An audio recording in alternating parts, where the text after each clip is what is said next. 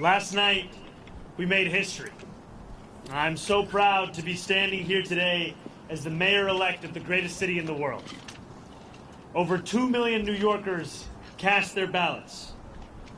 Whether they were the more than million who supported this campaign or the others who supported someone else, or whether they felt too disappointed by the political process to participate at all, I will work every day to honor the trust that I now hold. The poetry of campaigning may have come to a close last night at 9, but the beautiful prose of governing has only just begun. The hard work of improving New Yorkers' lives starts now. That process begins with transition. In the coming months, I and my team will build a city hall capable of delivering on the promises of this campaign. We will form an administration that is in equal parts capable and compassionate, driven by integrity, and willing to work just as hard as the millions of New Yorkers who call this city home. And central to that effort is a transition team that is defined by the excellence New Yorkers will soon come to expect from government.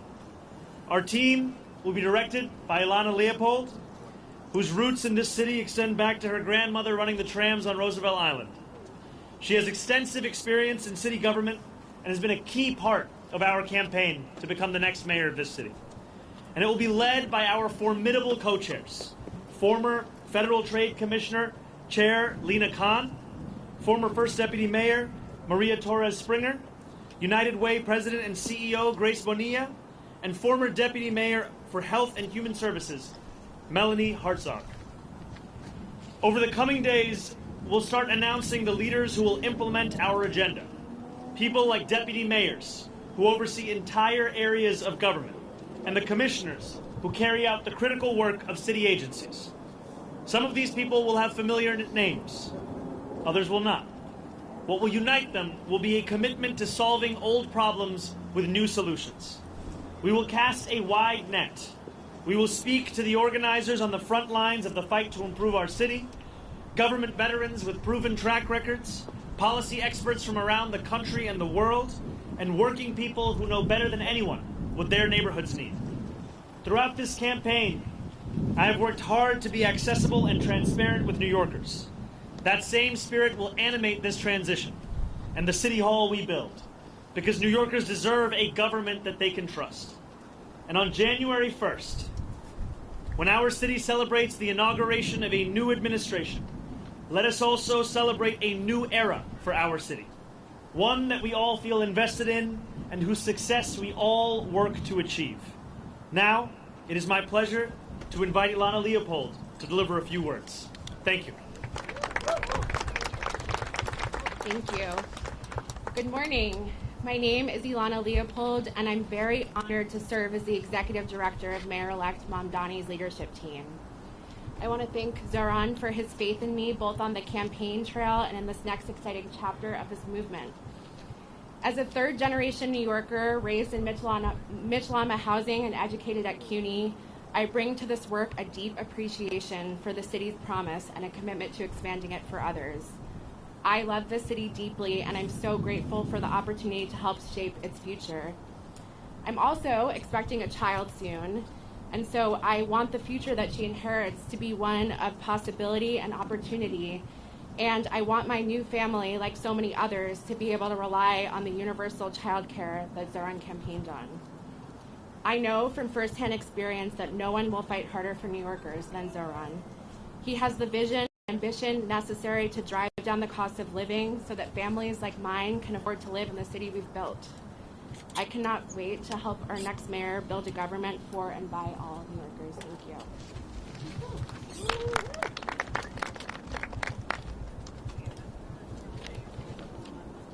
Good morning. My name is Grace Bernia, and I am excited to be with all of you today. I want to congratulate Mayor-elect Mamdani on his historic victory in a campaign that captured the imagination of so many and centered the needs of working New Yorkers as a North Star. I'm honored to be part of a transition team and eager to work with you to build an administration that will work tirelessly to ensure working New Yorkers can finally afford to live and raise their families in the city that they love. As a native of Queens and a daughter of Ecuadorian immigrants who has dedicated my career to fighting for vulnerable New Yorkers, this appointment means a lot to me, particularly at a time when our immigrant communities and the people I serve are under attack. As we stand here today, 1.8 million New York City residents are without benefits to feed themselves and their families because of the inactions from the federal government. I am confident that Mayor-elect will always stand by New Yorkers and fight against any federal encroachment and that target the programs our neighbors need to survive. I look forward to helping him to build working to build an effective government that keeps every New Yorker safe, healthy, housed, and built on the promise of our city and the brilliance of our people. Ahora en español. Ante todo, quiero felicitar al alcalde electo Mamdani por su victoria histórica y por una campaña que cautivó a tantos y que le dio prioridad a las necesidades de los neoyorquinos luchando por sobrevivir en esta ciudad. Estoy muy orgullosa de formar parte de su equipo de transición y estoy lista para trabajar con usted para construir una administración que se esfuerza incansablemente para garantizar que todos los neoyorquinos puedan finalmente vivir y criar a sus familias en esta ciudad que tanto amamos. En este preciso momento, 1.8 millones de residentes de la ciudad de Nueva York carecen de beneficios para alimentar a sus familias y a sí mismos, debido a la inacción del gobierno federal. Confío que en el alcalde electo siempre defenderá a los neoyorquinos y luchará contra cualquier acción federal que afecte negativamente a los programas que nuestros vecinos necesitan para sobrevivir. Espero poder ayudar a construir un gobierno eficaz que garantice la seguridad, la salud y la vivienda de todos los neoyorquinos y que aproveche el potencial de nuestra ciudad y el talento de nuestra gente. Muchas gracias.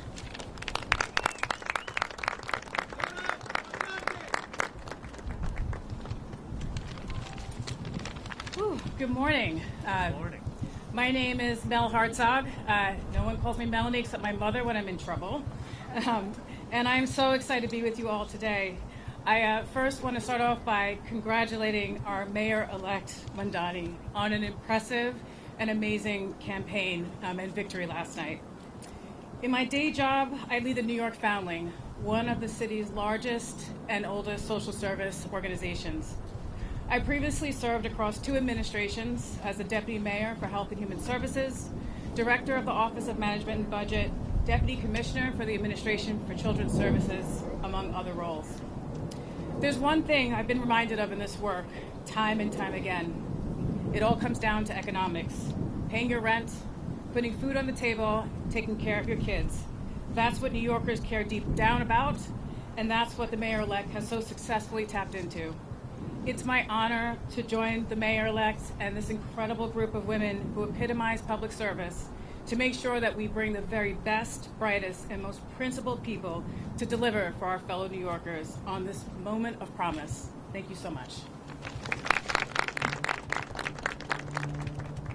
Good morning, everybody. It's great to see you all. I want to start off by just congratulating our Mayor-elect Mamdani on an incredible victory and a just remarkable campaign this last year. I think what we saw last night was New Yorkers not just electing a new mayor, but clearly rejecting a politics where outsized corporate power and money too often end up dictating our politics, and a clear mandate for change where New Yorkers can get ahead and where all workers and small businesses can thrive, not just get by. I think what we saw through the campaign was an operation that showed extraordinary discipline, rigor, talent, and I know that Zohran has the vision and courage to make sure that we can actually deliver. It's such an honor to get to be part of his transition team, and I'm so excited to work with the co-chairs to make sure that we are building an administration that can hit the ground running on day one and deliver for all New Yorkers. Thank you so much. Good morning, everyone. My name is Maria Torres Springer, and first and foremost, I want to congratulate the Mayor-elect on his extraordinary victory last night, and on building a campaign for and by the people. I'm so thrilled to join his transition team of extraordinary women, by the way, and help ensure that his administration is ready to govern boldly and effectively on day one. As the daughter of immigrants who believed in the promise of this country, and as a proud New Yorker who loves and believes deeply in this city, I have so admired the way the mayor-elect ran a campaign that reminded us that home is both our greatest challenge and the greatest hope for our future. I remain deeply proud of the work that I did across 3 mayoral administrations to make our city more affordable and more just. This has been my life's work. And I'm eager to bring that experience, all of the lessons learned, what worked, what didn't, to help the mayor-elect achieve early, tangible wins for New Yorkers. Despite the headwinds we face as a city and as a country, the mayor-elect has truly rekindled something very powerful: our shared faith in New York's capacity to do big things and to dream boldly.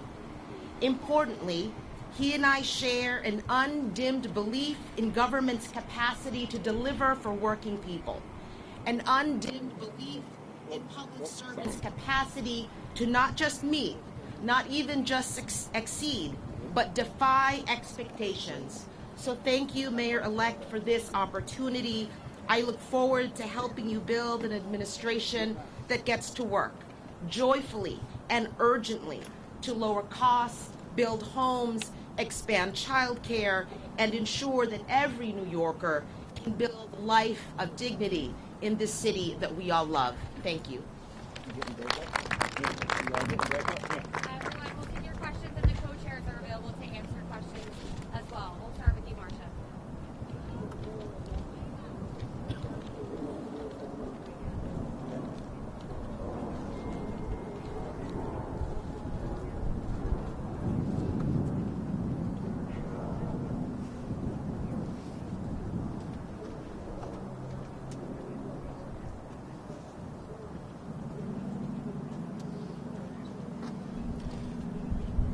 I look forward to being the mayor for every person that calls this city home. That includes the Jewish New Yorkers that voted for our campaign and those that didn't.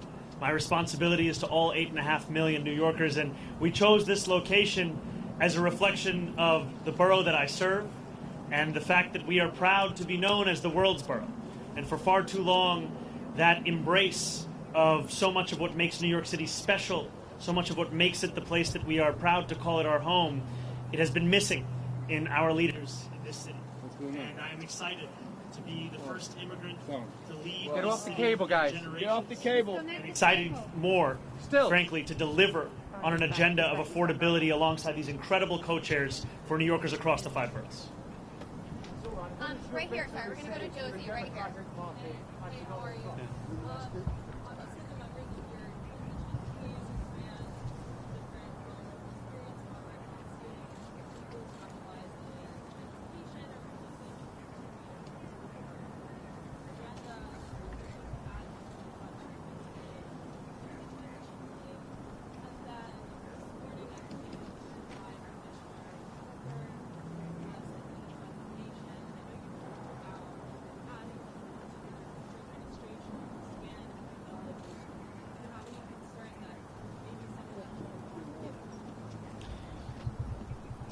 I look at these 4 incredible co-chairs of our transition team, and what I see are those who have had their careers defined by an excellence that we want to characterize the very city hall that we are looking to build.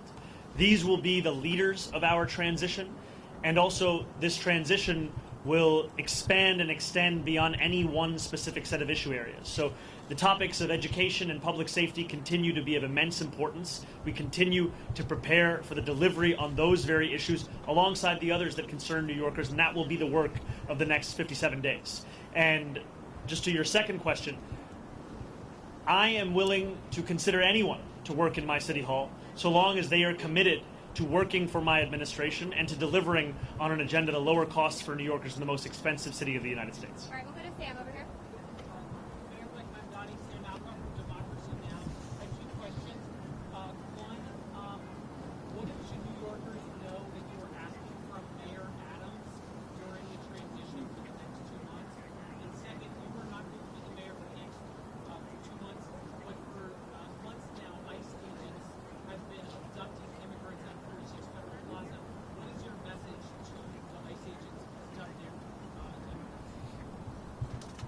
my message to ICE agents and to everyone across this city is that everyone will be held to the same standard of the law.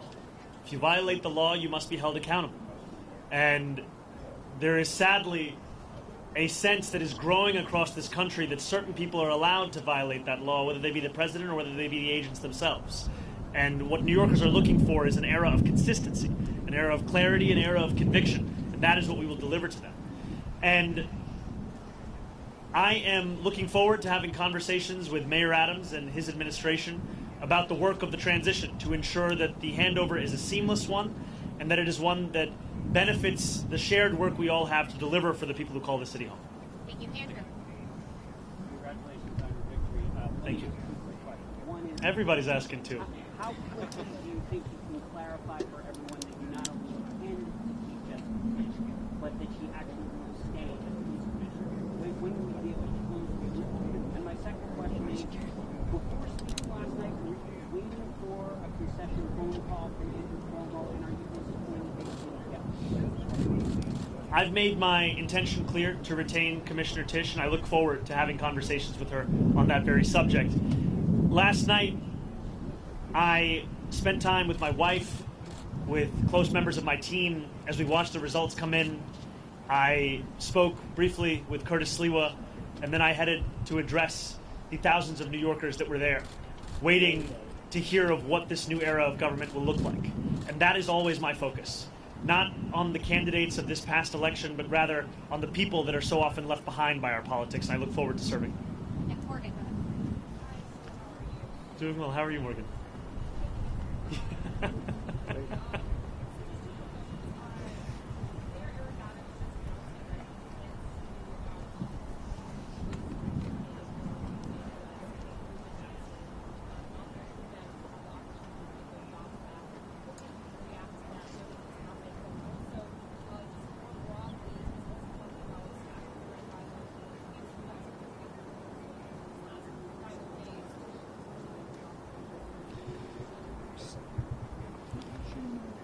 The mayor is seemingly unsatisfied with a record of raising rents by more than 12% on more than 2 million New Yorkers, and has gone so far as to consider appointing someone to the Rent Guidelines Board who is known for being a star, I think, on a show called Selling New York. And in many ways, that's the description of what he wants to do over these next few months. I continue to believe in the importance of delivering relief for the 8.5 million people who love this city, who live in this city, but cannot afford to continue to be here.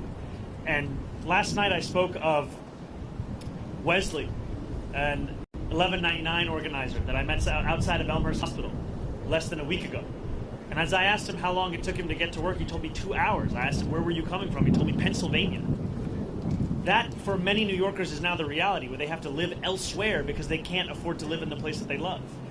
And that has to be our compass in guiding the work that we do to ensure that we can make this a city that is livable and make this a city that finally turns the page on an era of big money and small ideas.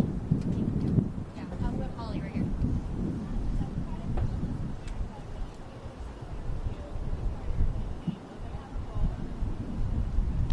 I am looking forward to having every member of my coalition being a part of our transition. The transition will be guided by the work that we need to do, and the coalition that brought me to this point has done an immense amount of work and has also been leading in the fight for dignity for working class New Yorkers.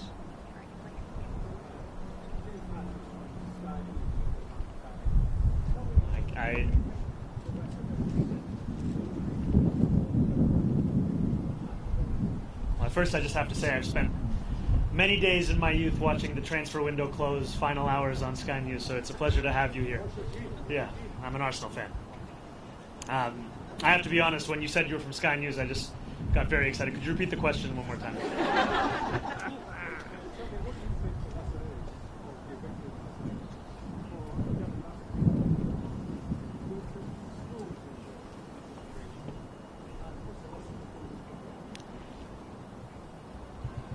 I think the lesson for the president is that it's not enough to diagnose the crisis in working class Americans' lives. You have to deliver on addressing that crisis. This is a president who ran a campaign on the promise of cheaper groceries, and now, as was said by one of our co-chairs, has gone so far as to cut SNAP benefits for close to 2 million New Yorkers. Someone who is literally making it harder to afford those same groceries whose price he was decrying not that long ago. And what scares Republicans across the country is the fact that we will actually deliver on this agenda. And the contrast is something that they cannot bear to witness. And I try to keep my focus similar to that cover on the New Yorker where the world ends in New Jersey, and thinking about what this means for our city instead of for our nation. And I will tell you that for our city, what left me with such great hope last night were the stories from so many New Yorkers who had never voted before, who had lost hope in politics years ago. And to stand here before you, having received over 1 million votes in an election that saw turnout the likes of which we haven't seen since 1969, it shows that politics, once again, is offering more than just a settling for the crumbs that are not able to meet the needs of so many families across the city. We are finally offering a vision that can meet the scale of the crisis in working class New Yorkers' lives. Thank you. Thank you very much. Please.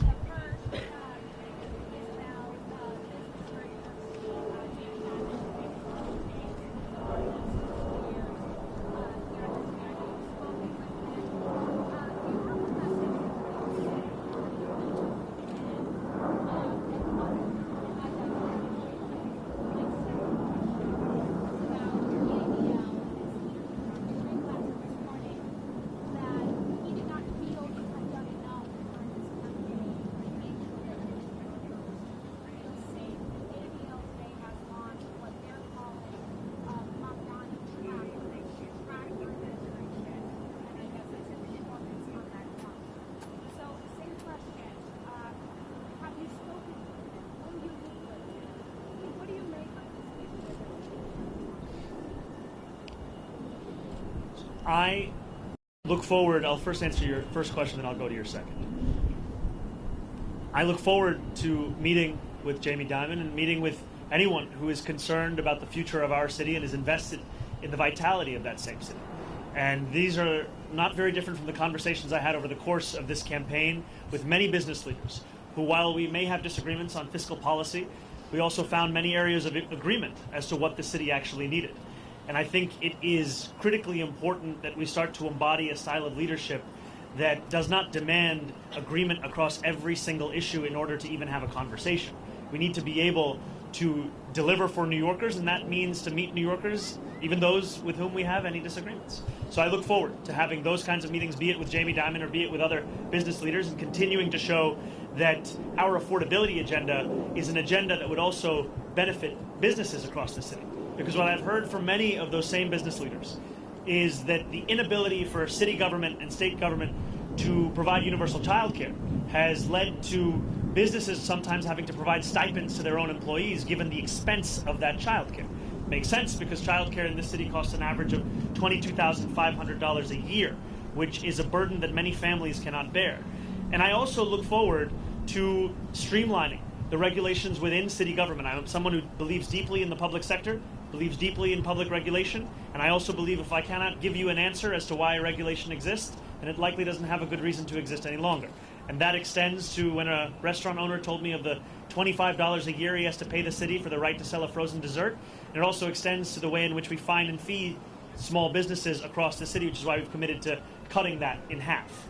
And I have not spoken to Jonathan Greenblatt. I take the issue of anti-Semitism incredibly seriously.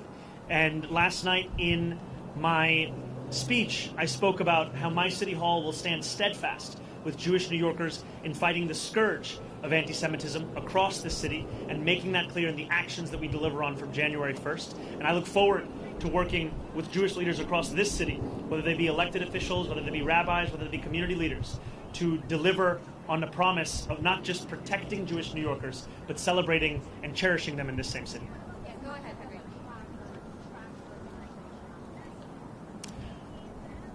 I think that anyone is free to catalog the actions of our administration. I have some doubts in Jonathan's ability to do so honestly, given that he previously said I had not visited any synagogues, only to have to correct himself.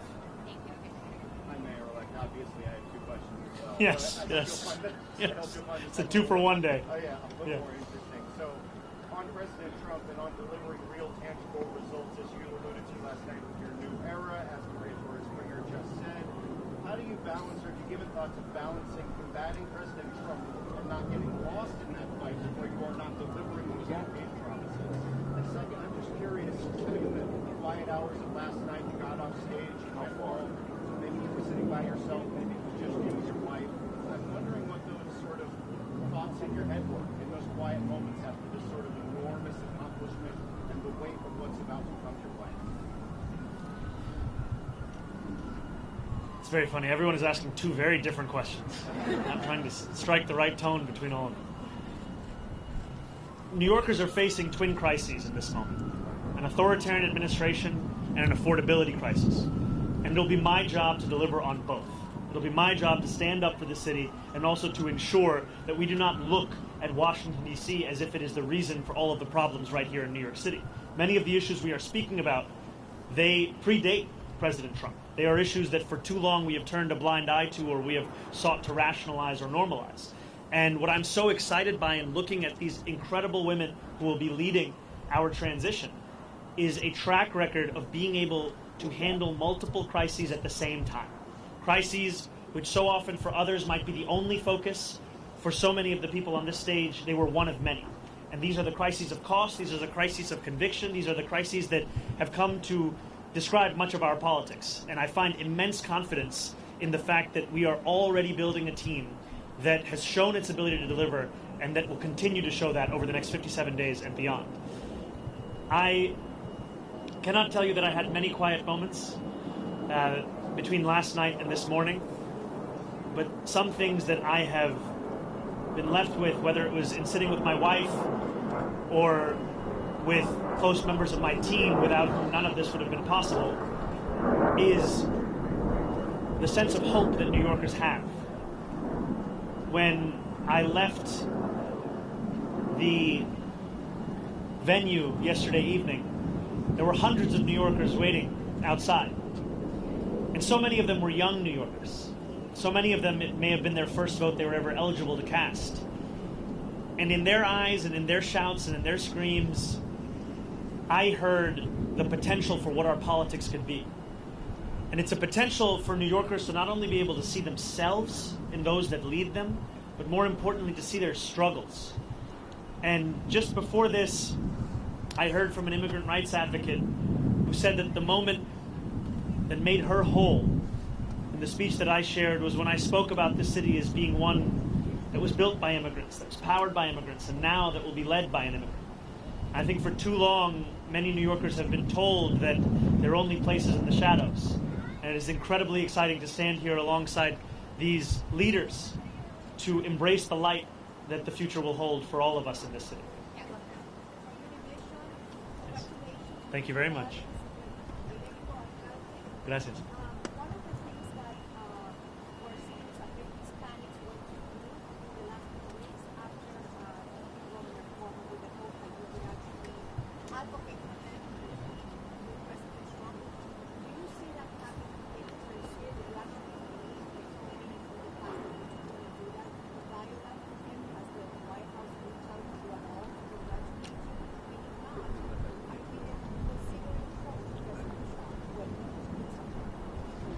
The White House hasn't reached out to congratulate me.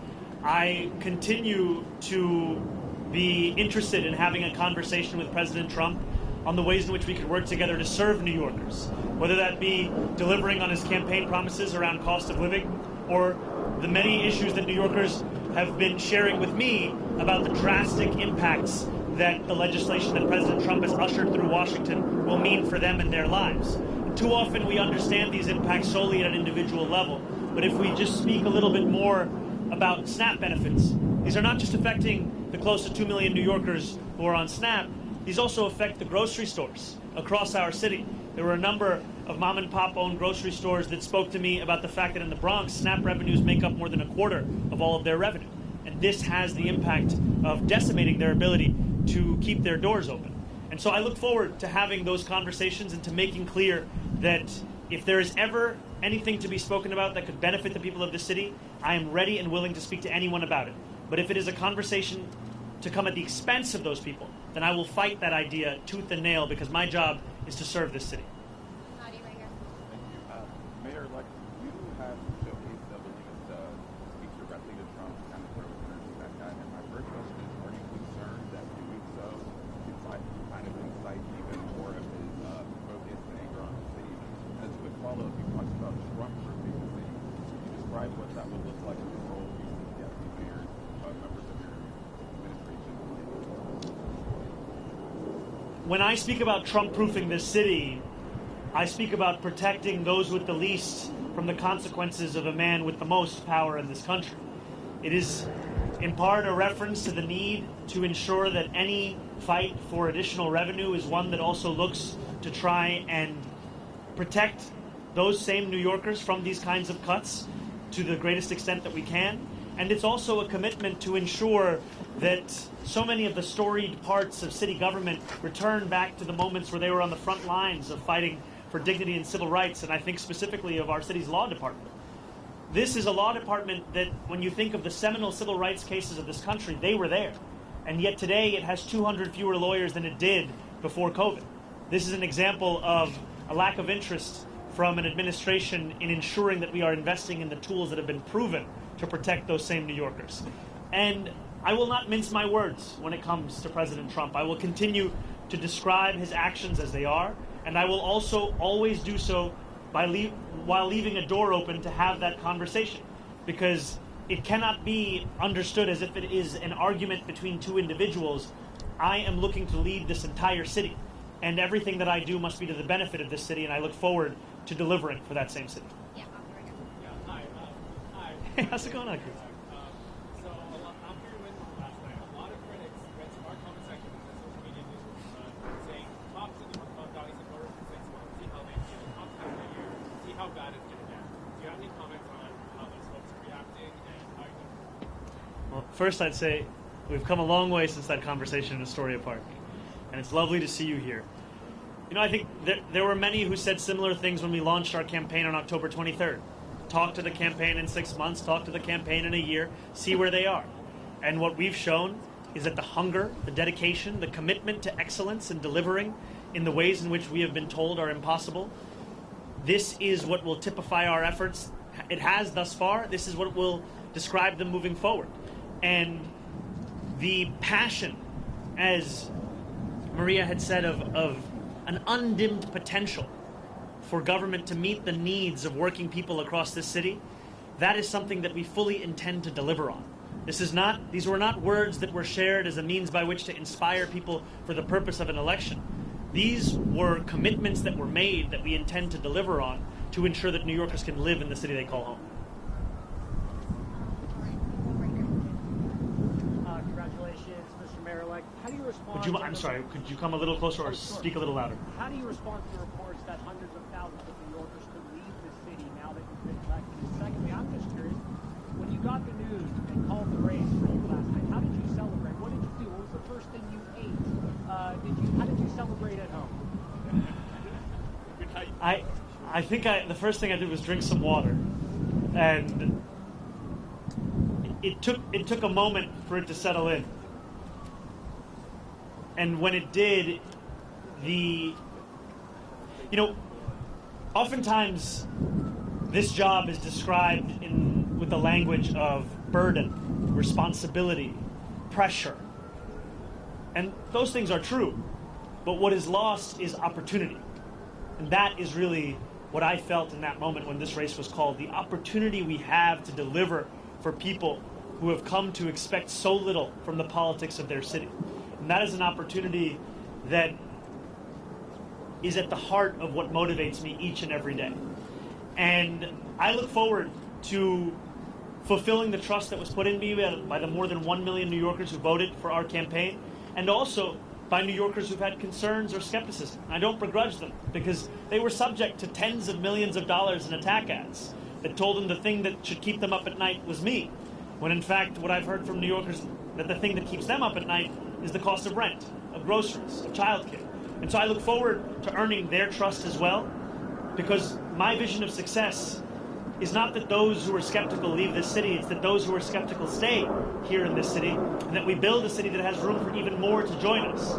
Because this is a city that has to grow, this is a city that has to thrive, and the way that we will do so is by bringing an excellence back into City Hall, where it becomes the expectation, not the exception.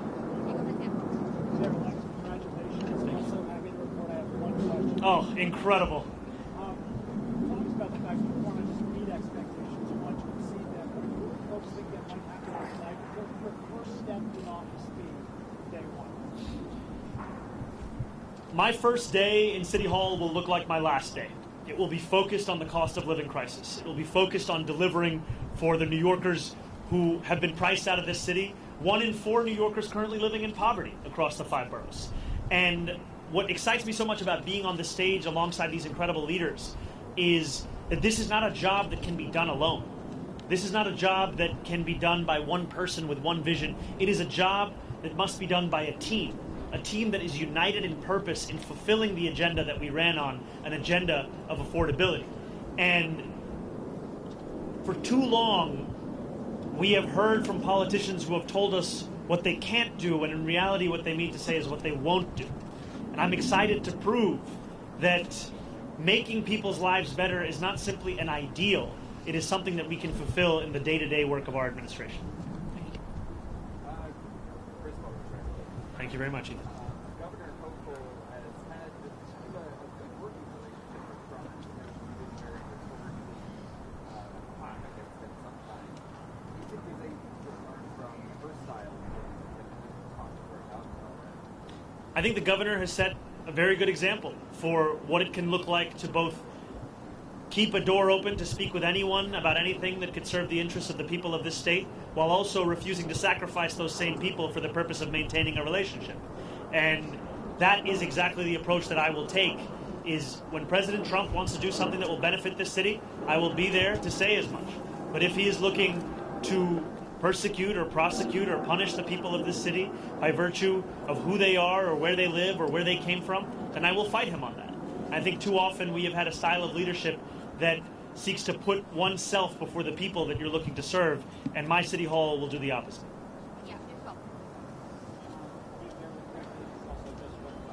Oh, thank you.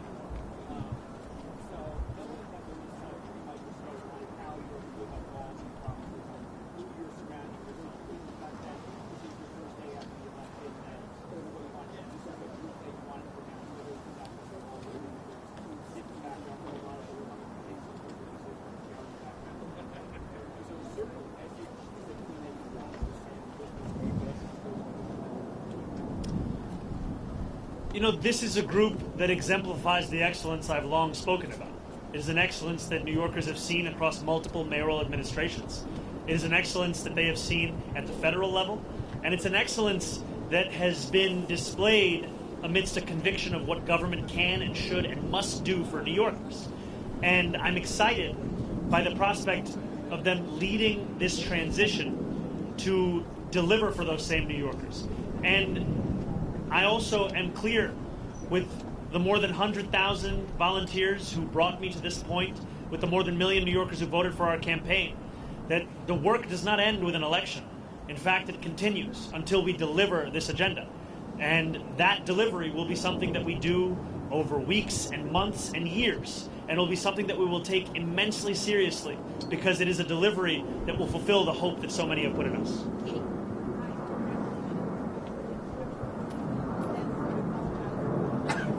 Could we do the first one? I'll answer, then we go to the second. Perfect. Yes.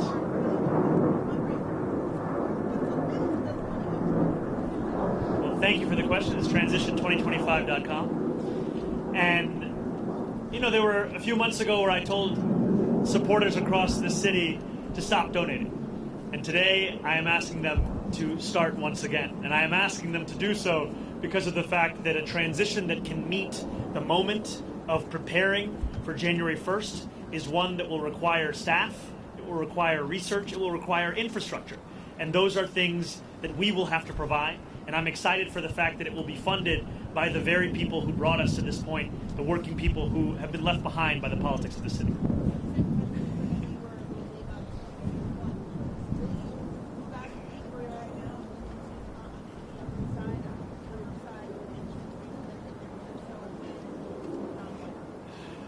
I did get a text from my super late this night.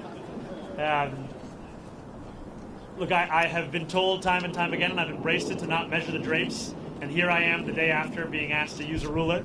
And I will tell you that my focus right now is on the transition team. I will speak with my wife. I will think about this further, but when I have something to share, it will be done so publicly.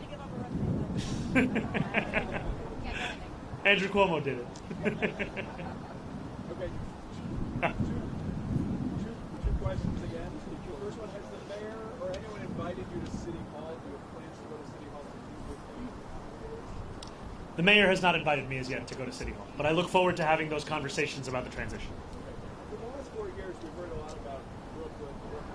They've got the leaders of the House and Senate, the mayor, all sorts of power. Is Queens having its moment? We spoke about this a little bit standing here. Like, is this borough on top? You know, I don't see it as a question of which borough is on top.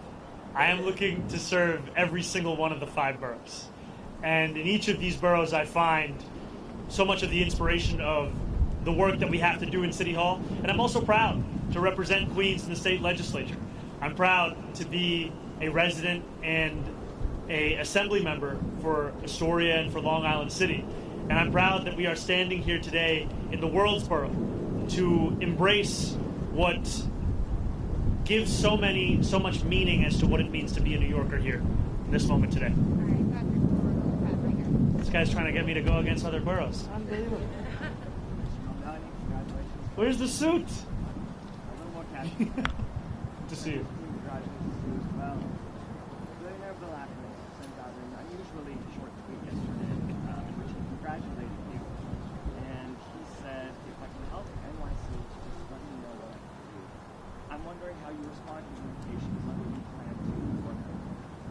Well, I appreciated Bill Ackman's tweet and the sentiment of it, and I will continue to have conversations with anyone who is committed to the welfare of this city, the vitality of this city, and those are the conversations I will have over the next 57 days and beyond.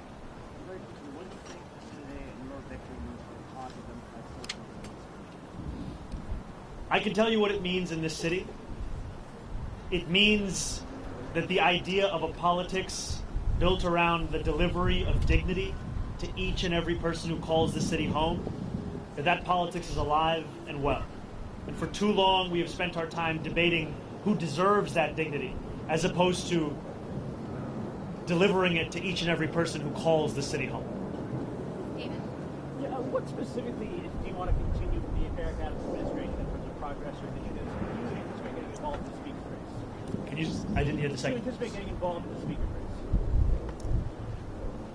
You know, even amidst my many critiques that I have of the Adams administration, we have to have a sober analysis of the work that is done in any single administration.